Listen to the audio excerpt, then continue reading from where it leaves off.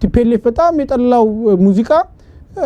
አዲስ ንጉስ እንጂ ለውጥ አልመጣም ለውጥ እንዲመጣ በፍቅር እንተሳሰብና በደሉን ይቅር ብለን አብረን እንኑር አይነት መልእክት ነበር ሲያስተላልፍ የነበረው ሶ መልእክቱ አይደለም መልእክቱን ማን ወደደው ነው እቺን ትመስለኛለች ነጥቧ ወንዴ እነሱ የሚያናዳቸው መልእክቱ አይመስለኝም መልእክቱ እኮ አዲስ ንጉስ አይምጣ ተስማምተን በደልን ይቅር ተባብለን ወደፊት እንጓዝ ነው ይሄን እኮ እነሱ በስድ ንባብ ይሉታል ችግሩ ይሄንን ሐሳቡን ማን የገዛው ማን የደገፈው የሚለው ያበሳጫቸዋል ለነሱ አሁን ራሱ እያናደዳቸው ያለው የሆነ አይምሮአቸው ውስጥ የፈጠሩት ማህበረሰብ አለ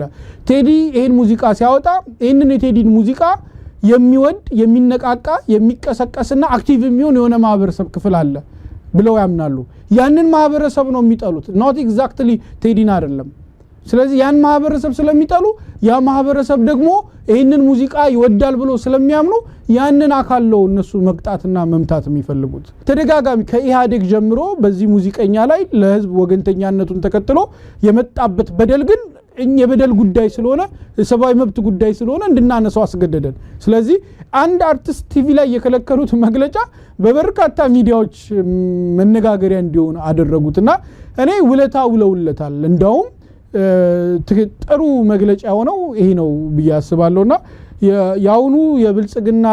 መደንበር ከሁሉ ቀድሞ የራሱን ጥርስ ነው ያወለቀው